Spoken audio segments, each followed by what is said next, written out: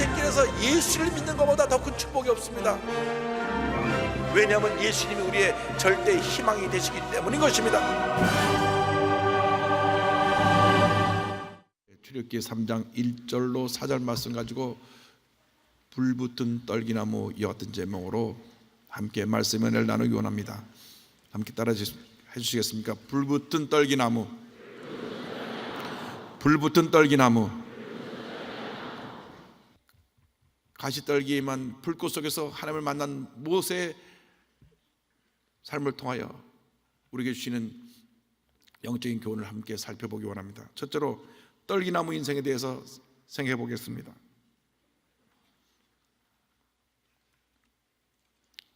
모세가 태어날 때는 애굽 왕 바로가 이스라엘 백성들을 매우 핍박할 때였습니다. 남자아이가 태어나면 다 강에 던져 죽임을 당할 그때였습니다. 그런데 하나님의 놀라운 은혜로 버려진 이 모세가 바로 왕의 딸의 눈에 띄게 되었고 왕자의 신분으로 자라게 됩니다. 사도행전 7장 21절 22절은 설명합니다. 버려진 후에 바로의 딸이 그를 데려다가 자기의 아들로 기름에 모세가 애굽 사람의 모든 지혜를 배워 그의 말과 하는 일들이 능하더라. 왕자의 신분으로 40년 동안 자랍니다. 무엇 하나 부족함이 없었습니다. 당시 최대의 강대국의 왕자로서 지내게 되니까 모든 사람들이 그 앞에 머리를 숙이고 그가 말만 하면 모든 것이 다 이루어지고 부족함이 없이 거침없는 삶을 살았던 모세입니다.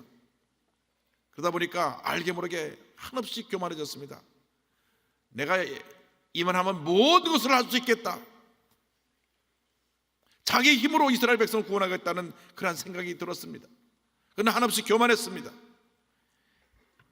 출애굽기 2장 11절 12절에 보면 이와 같은 일이 생겨난 것을 볼 수 있습니다. 모세가 장성한 후에 한 번은 자기 형제들에게 나가서 그들이 고되게 노동하는 것을 보더니 어떤 애굽 사람이 한 히브리 사람 곧 자기 형제를 치는 것을 본지라 좌우를 살펴 사람이 없음을 보고 그 애굽 사람을 쳐 죽여 모래 속에 감추니라. 이 사실을 바로 왕이 알고 진노했습니다. 모세를 잡아오라 그랬습니다. 모세가 두려워서 그는 광야로 도망쳤습니다. 지금까지 하늘 높은 줄 모르고 교만했던 그가 하루아침에 도망자의 신세로 전락해버렸습니다. 최고의 권력을 가진 그 왕자의 신분에서 이젠 광야로 도망가서 도망자의 신세로, 그리고 그곳에서 40년 동안이나 양을 치는 목자의 삶으로 그의 삶이 이어져 가게 되었습니다. 목자의 삶은 가장 천하고 낮은 삶이었습니다. 여러분, 사람이 교만해지면 하나님이 그 교만을 꺾으시는 것입니다. 가장 높은 곳에서 가장 낮은 자리로 그를 낮추셨습니다. 아무도 찾아오지 않는 광야에서 40년을 보냅니다. 아침에 눈을 떠서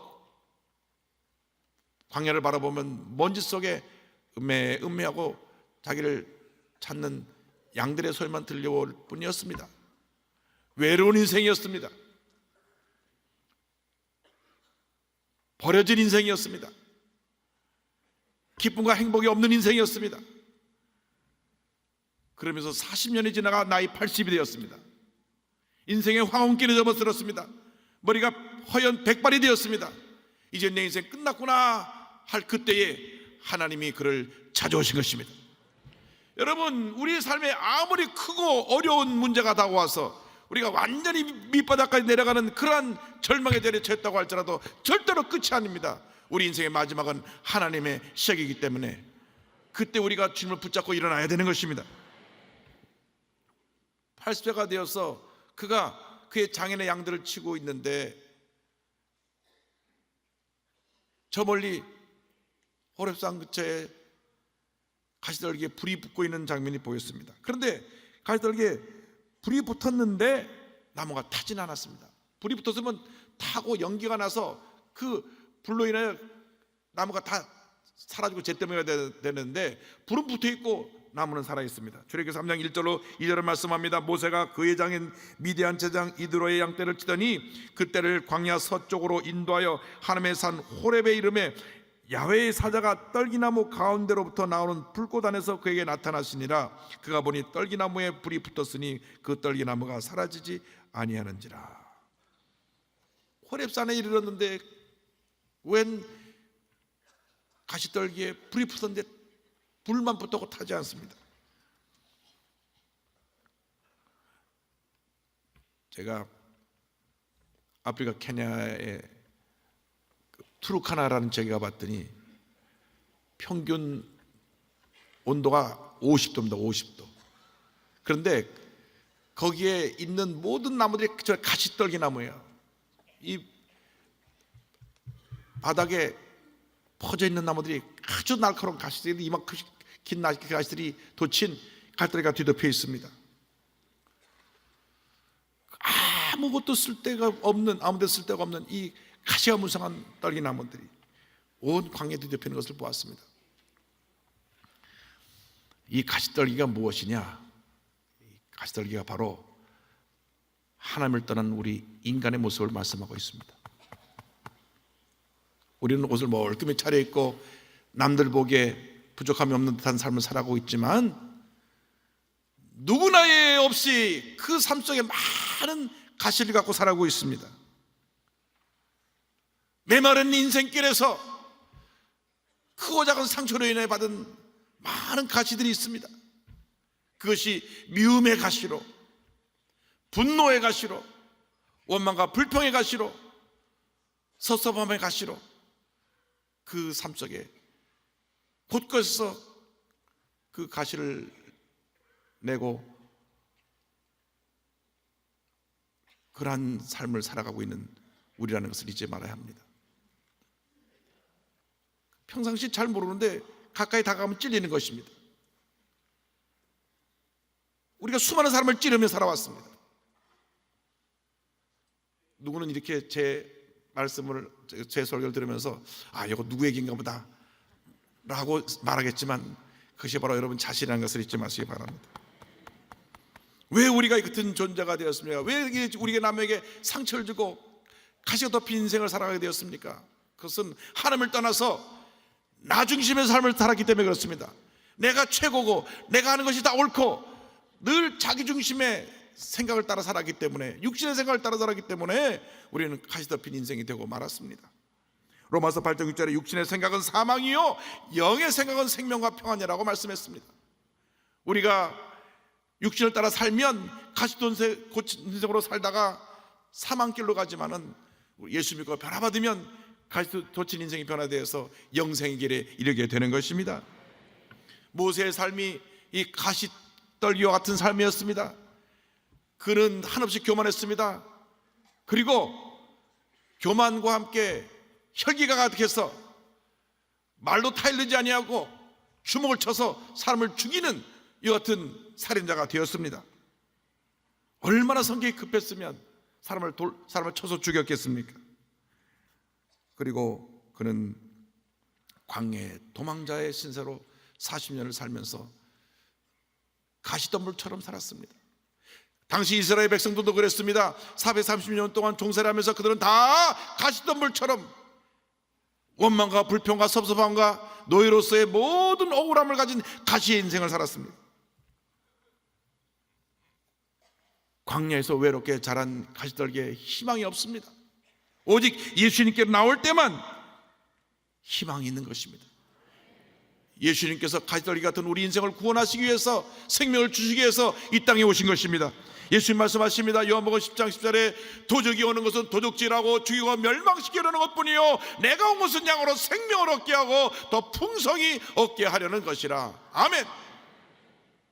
원수마귀는 와서 우리 모든 것을 도둑질했습니다. 우리의 건강을 도둑질하고 행복을 도둑질하고 기쁨을 도둑질했습니다. 그래서 가시 덤불의 인생을 살게 했습니다. 그러나 예수님 오셔서 그 가시를 제거해 주시고 기쁨을 주시고 평안함을 주시고 자유함을 주시고 위로함을 주시고 영생을 선물로 주셨습니다.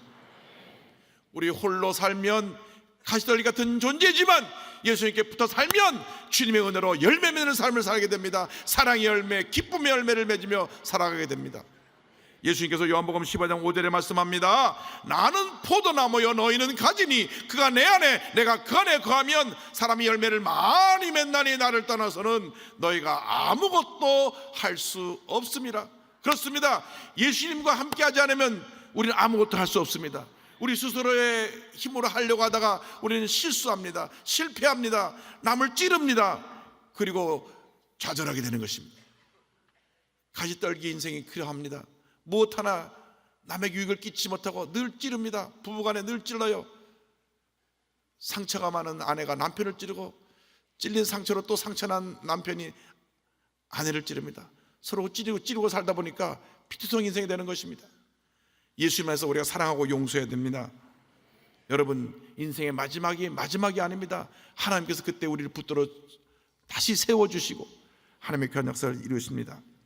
여러분, 모세가 80세의 부름을 받습니다. 오늘 이 자리에 오신 분 가운데 난 다 끝났다, 이제 나는 이상한 살 아무런 의미가 없다고 하는 그런 분이 계십니까? 바로 지금이 주님께 나와서 주의 도우심을 간구할 때입니다. 주님이 여러분을 찾아서 여러분을 붙들어 주시고 일으켜 세워주시고 놀라운 기적을 베풀어 주실 것입니다. 이 어떤 삶을 살아가기 위해서 우리에게 필요한 것이 바로 성령의 불입니다. 둘째로 우리에게 임한 성령의 불에 대해서 말씀드립니다. 아무짝에도 쓸모없는 가시떨기에 불이 붙었습니다. 이 불은 성의 불을 상징하는데 출애굽기 3장 2절로 3절에 말씀이 나옵니다. 야훼의 사자가 떨기나무 가운데로부터 나오는 불꽃 안에서 그에게 나타나시니라. 그가 보니 떨기나무에 불이 붙었으나 그 떨기나무가 사라지지 아니하는지라. 이에 모세가 이르되 내가 돌이켜 가서 이 큰 광경을 보리라. 떨기나무가 어찌하여 타지 아니하는고 하니 그때에 성경은 말씀하고 있습니다. 여러분, 가시떨기 같은 인생이라고 할지라도 하나님의 불이 임하기만 하면 그 운명이 바뀌어지는 것입니다. 우리가 문제와 어려움과 많은 고통을 안고 살아가는 그런 삶을 살았다고 할지라도 성령이 임하시기만 하면 그 삶이 바뀌어집니다. 에베소 5장 18절은 말씀합니다. 술 취하지 말라, 이는 방탕한 것이니 오직 성령으로 충만함을 받으라. 주여 우리를 성령으로 충만케 하여 주어서 성령의 불이 우리 가시를 덮어버리게 하여 주옵소서. 미움의 가시, 원망의 가시, 불평의 가시, 내 삶 속에는 모든 가시를 성령의 불로 덮어주시옵소서. 성령 충만 받으면 하나님의 은혜가 임합니다.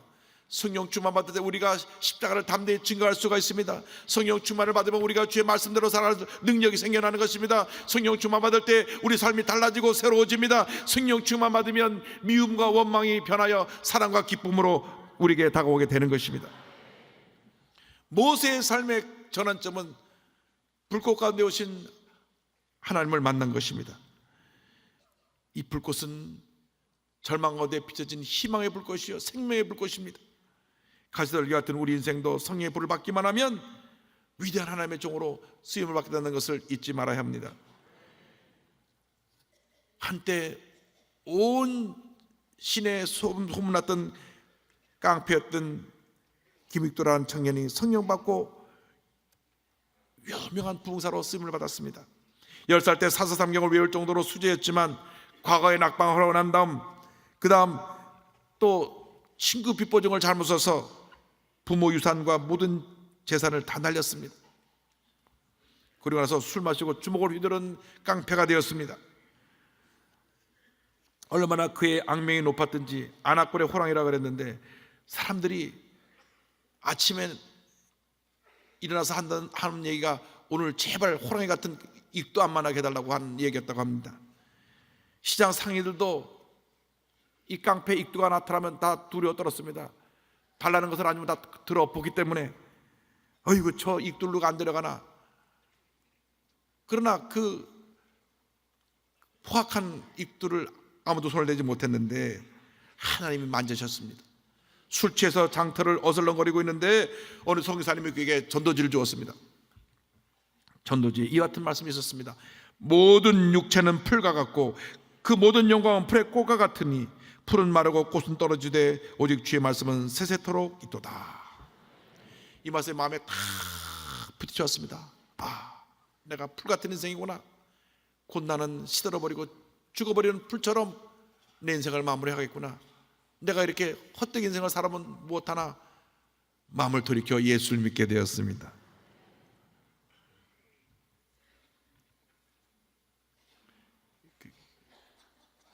김인석 교수가 김익도 목사님에 대해서 쓴 책에 이런 소개가 글이 나옵니다. 산림 중에 들어가서 애통하는 중에 밤이 얼마나 갔던지 울며 40리길을 걸으니 새벽에 집에 돌아갔다. 방바닥에 쓰러져 눕고 있은 지 얼마 만에 비몽사몽간에 큰 불덩어리가 떨어져 가슴에 콱 안기우는지라 아이고 벼락이야 소리 질렀다. 벼락이 아니라 불세례였다. 이것은 익두 목사님의 고백이고요. 이때부터 선생은 죄를 심히 무서워하고 죄를 심히 미워하고 예수의 피로 사죄함을 믿었나니 이게 선생이 중생하던 날이다. 이후 성령의 사람이 되어 신약성경을 1년에 100번이나 읽고 주의 종이 됩니다. 특별히 김익두 목사님은 일제시대 때 아주 위대한 신유의 종으로 가는 곳마다 많은 병자를 고쳤습니다. 벙어리가 말을 하고 안진병이 일어나고 당시 동아일보에 이 기사가 기록될 정도로 큰 기적을 일으켰습니다.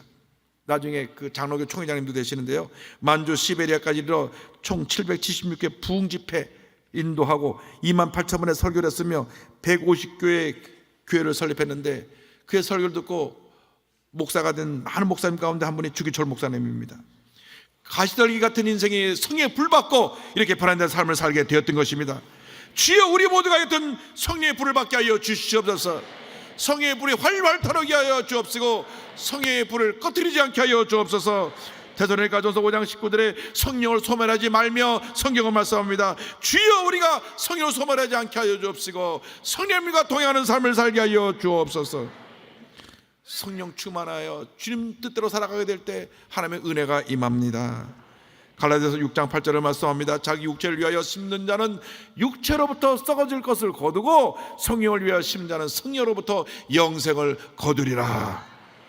우리 모두가 성령 충만 받고 복음의 증인으로 쓰임받게 되기를 바랍니다. 사도행전 1장 8절을 다 같이 고백합니다. 오직 성령이 너에게 임하시면 너희가 권능을 받고 예루살렘과 온 유대와 사마리아와 땅 끝까지 이르러 내 증인이 되리라 하시니라. 아멘. 셋째로 우리를 부르시는 하나님에 대해서 말씀드리기 원합니다. 모세는 가시떨기 불꽃 가운데서 모세를 부르시는 하나님의 음성을 들었습니다. 출애굽기 3장 4절에 야훼께서 그가 보려고 돌이켜 오는 것을 보신지라 하나님이 떨기나무 가운데서 그를 불러 이르시되 모세야 모세야 하시매 그가 이르되 내가 여기 있나이다. 여러분 주님의 음성을 들으시기 바랍니다. 모세가 모세야 모세야 부르시는 하나님의 음성을 들은 것처럼 이 세상 살아가는 동안에 사람들의 얘기를 듣고 낙심하지 말고 주님의 음성을 들으시기 바랍니다. 원망하는 얘기, 불평하는 얘기, 남을 비판하고 정죄하는 얘기, 온갖 세상적인 더러운 얘기, 잘못된 얘기를 듣고 마음에 상처를 받고 마음에 죄짓지 말고 주님의 음성을 듣고 새롭게 변화받고 치료받고 회복되고 주님께 나아가는 주님의 일꾼들 다 되시길 바랍니다. 주의 음성을 내가 들으니 사랑한단 말일세. 믿는 마음으로 주께 가오니 나를 영접하소서. 내가 매일 십자가 앞에 더 가까이 가오니 구세주의 흘린 보배 피로써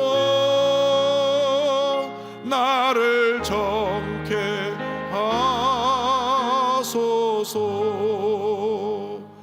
주여 날마다 주의 음성을 듣고 살게 하여 주옵소서.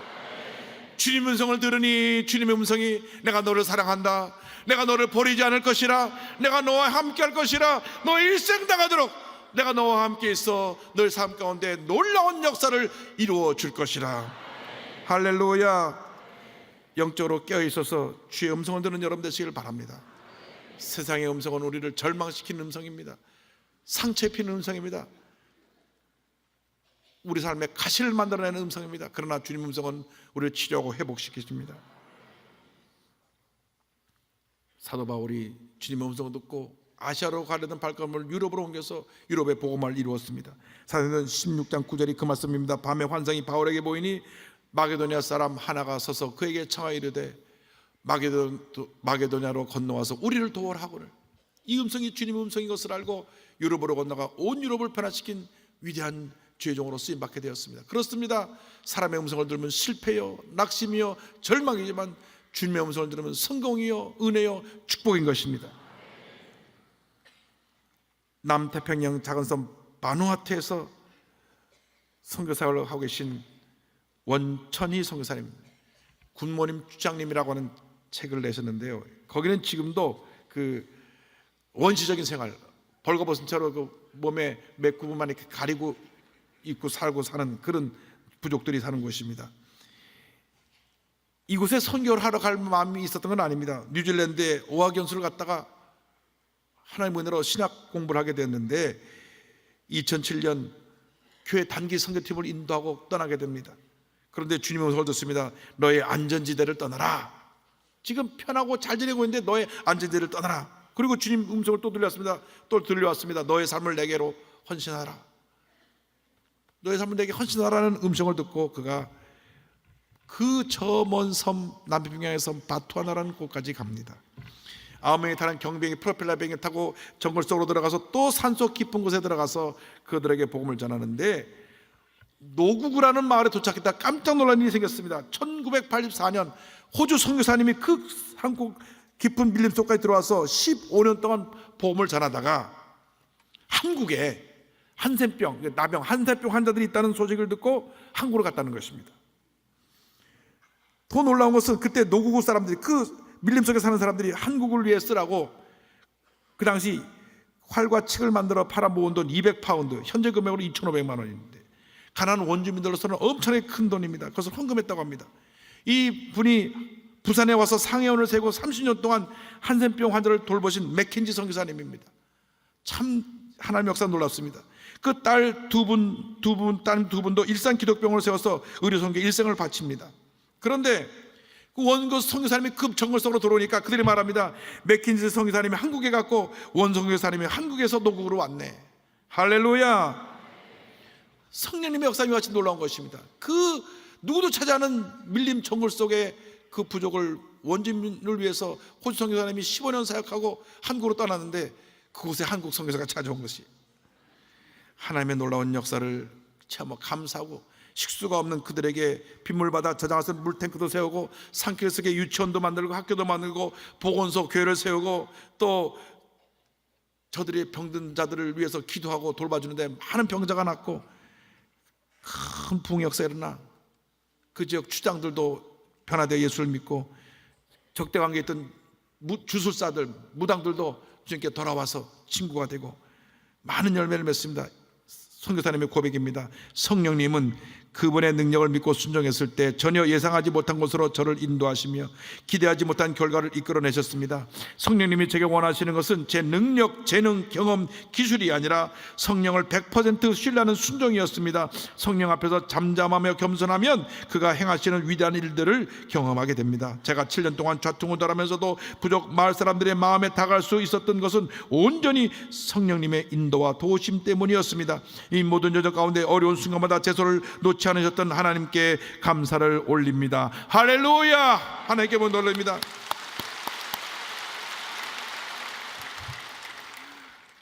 떨기나무와 같은 인생이라고 할지라도 성령의 불이 임해서 주님 앞에 붙잡히기만 하면 이렇게 위대하게 쓰임을 받게 되는 것입니다. 여러분, 오늘 어떤 모습으로 나오셨습니까? 어떤 가시들로 뒤덮인 모습으로 나오셨습니까?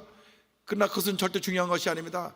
이 시간 주님을 만나 성령의 불이 여러분에게 임하시기만 하면 여러분 모두가 위대한 하나님의 사람으로 변화되어서 남은 여생 귀하게 쓰임받게 될 것입니다. 한 분도 빠짐없이 하나님의 귀한 일꾼으로 쓰임받게 되기를 주님의 이름으로 축원합니다. 축원합니다. 축원합니다. 기도하겠습니다.